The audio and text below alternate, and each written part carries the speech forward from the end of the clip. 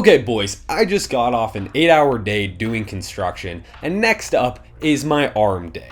You know what I could do? I could say, I'm tired, I don't have time to record a video, or oh my god, I'm so sore from leg day and work yesterday. Maybe I just take the day off and skip the gym. Fuck that! You gotta have an anti-fragile mindset, both when it comes to your training and your life. What I mean by this is you cannot let small factors and things that are unplanned for, or the accumulation of things in your life, throw you off your grind. Because at the end of the day, you have goals, and you can either be the person who dreamed them and didn't achieve them, or the person who went after it and dogged it out to get there. At the very least, I'd rather be the person to say that I tried and I gave it my best than the person to say that it was too hard, and I didn't even really see if I could push my limits. Now, before we jump into the meat of this video, I'm gonna ask you to do two things. First is subscribe, and then second, after you have a takeaway or a thought from this video, actively express it in the comments section. Because despite being a small channel and wanting to grow, my favorite thing is talking to you guys in the comment section, because I like to know that there's intelligent human beings on the other side of the screen, and not just a bunch of TikTok mindless consumer bots who are not actually taking away lessons from the videos about lessons that they're watching. Okay, we'll get into it. I'm actually recording this after I finish the recording video, so I'm all jazzed now, but I haven't gotten the ramp up, so you'll see that in a second. I'm not even sure if I'm going to include this complete tangent. The anti-fragile mindset really breaks down into two main components. First, do good enough, and then improve what your definition of good enough is. And second, you are capable of doing more within the gym, within the workplace, within your relationship, whatever it is, than you possibly think. Test your limits, get broken by them, and work back up to it. Good enough also varies from day to day. You may be ready to rip it, crush PRs in the gym, fully recovered, you had plenty of sleep, plenty of food.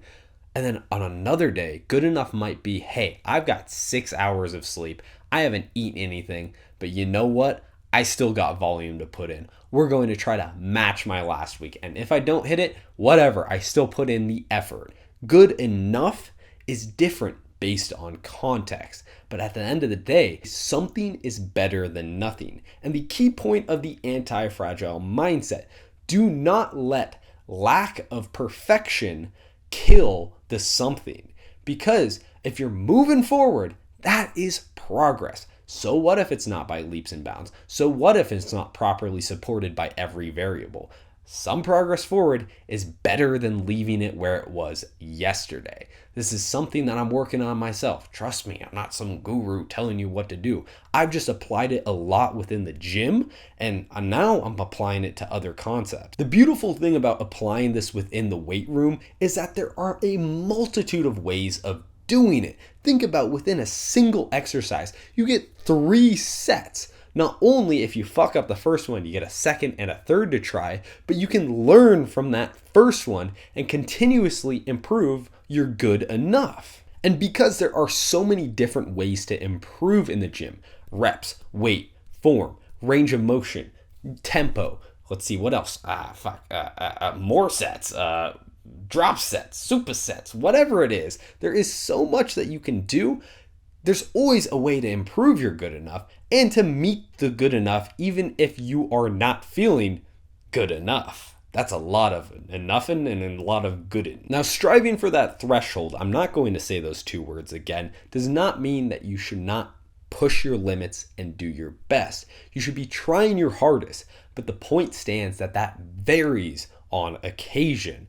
What matters is that you're showing up and you're giving the genuine effort and engaging your mind in ways that you can improve and do better in other contexts besides the ones that you cannot change. That is a huge factor here. Do not try to change what you cannot currently, because in the future you may be able to, and you can learn from this lesson and change that then. For example, I didn't get much sleep last night. Let's go to bed earlier. Who would have fucking thought that improved things?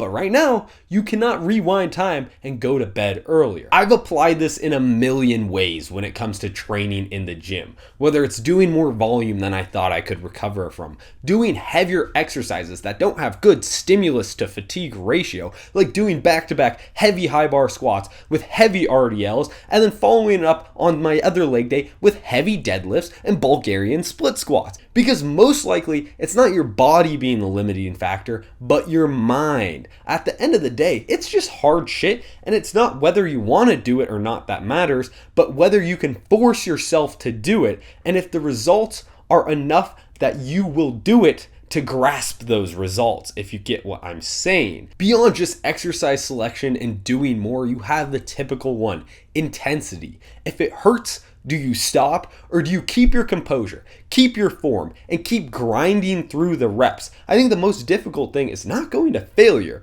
it's going to proper failure. Not technical failure, keeping your technique, and then incrementally grinding more and more on those reps that are painful and you just want to stop, and you could stop, but you can dig slightly deeper and tax your CNS slightly more to grind out that painful ass rep to get that extra gains, both mentally and physically. I also want to hear no excuses about diversifying your training. Oh, I can't fit in rear delts or cardio or explosive training. This is not going to upset your recovery so horribly. You're having this fragile mindset that, oh my God, if I don't just do my straight push-pull legs routine with the same volume I've been doing for years, with the same intensity, making the same amount of zero gains, then I will come to complete ruin and I won't be able to work tomorrow because I will be so tired.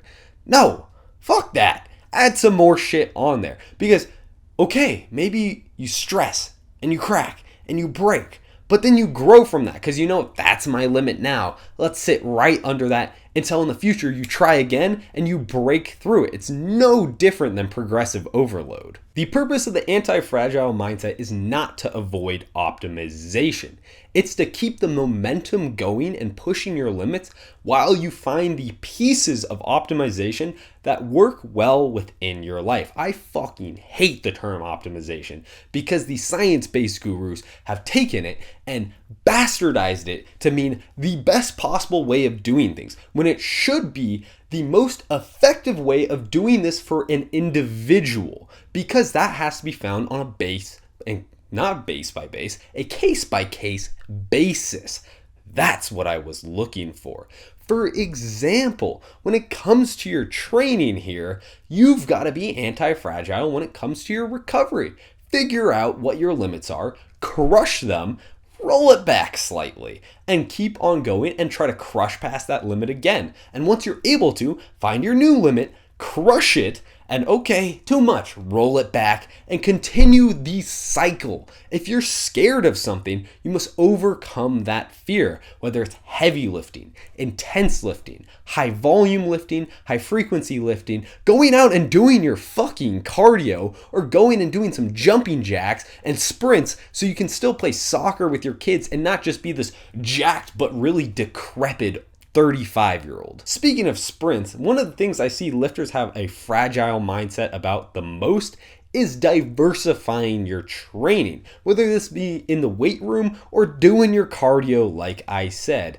They are so scared of the interference effect. But something that I learned from my dad back when I was 14 is that cross training is the best training. To get better at a sport, play another sport. To get better at lifting, do some other shit. For example, like doing your cardio or your sprints. Both can increase your performance within the gym, whether it's your ability cardiovascularly to do more volume or the amount of energy you're able to output by learning how to exert it sprinting. Your body is a system that works together, and when you add more load on it, it adapts. No different than building a huge bicep, your body can adapt to more stress. And being fragile and avoiding the stress is one of the worst mistakes you can make. This fragility has infected some of the places online where you need the least fragility, like health and wellness, or let's say business. Holy shit, the people with the 2-hour morning routine before they can start anything.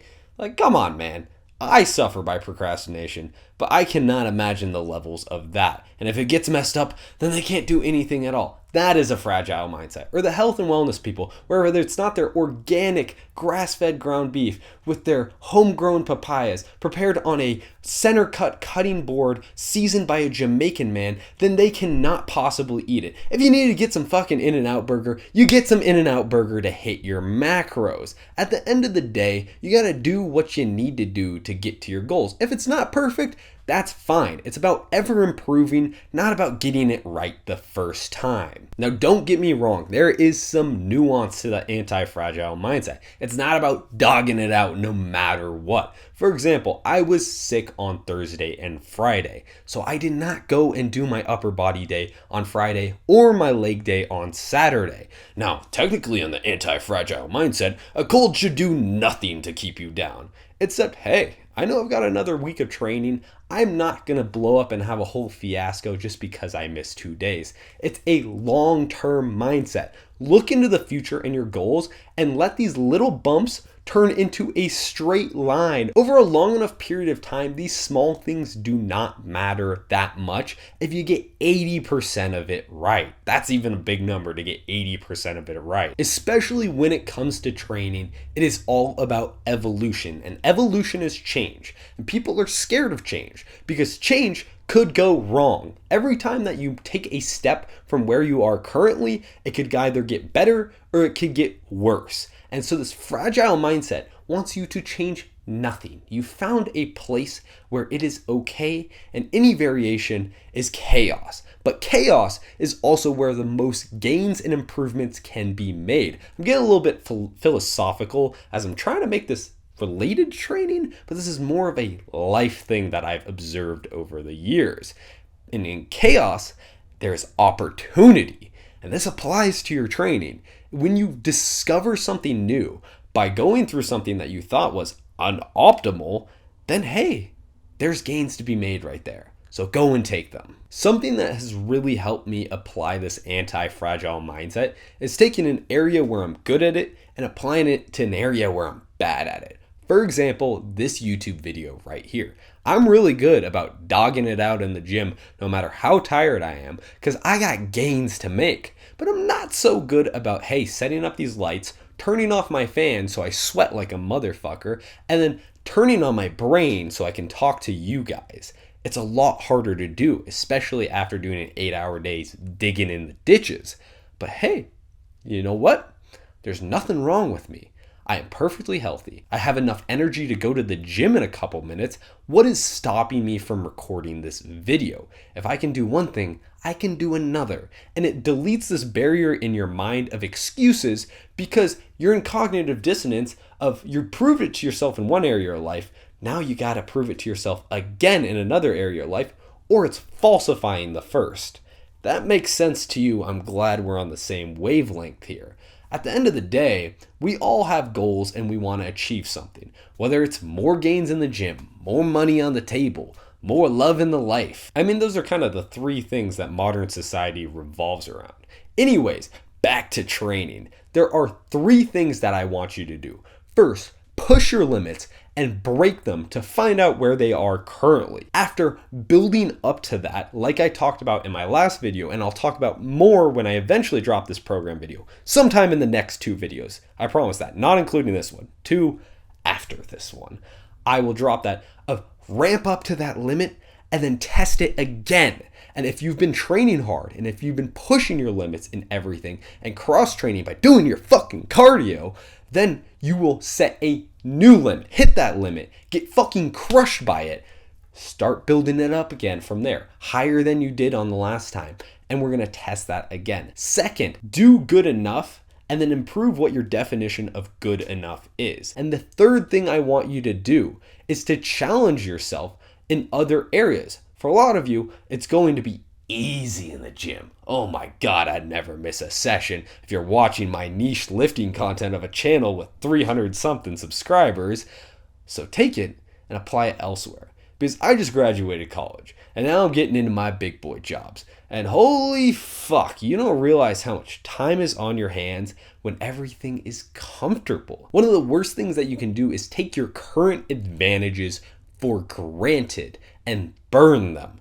because you only get them at certain times in your life, and you only realize it in hindsight. But if you can be cognizant enough to realize it in the moment and test your other anti-fragile mindsets against this one and apply it there, then you will see the success that this comfortability is hiding from you. It's getting real philosophical in here, along with being really hot. So I'm going to say, thanks for watching the video if you made it this far. I've got an arm day to go pump up because I'm turning inhuman this year. I'm ascending to the next level. You're going to be calling me Demigod Becker Torkman as a official title like I'm a doctor. So anyways, like and subscribe if you enjoyed this video, and I'm out. Peace.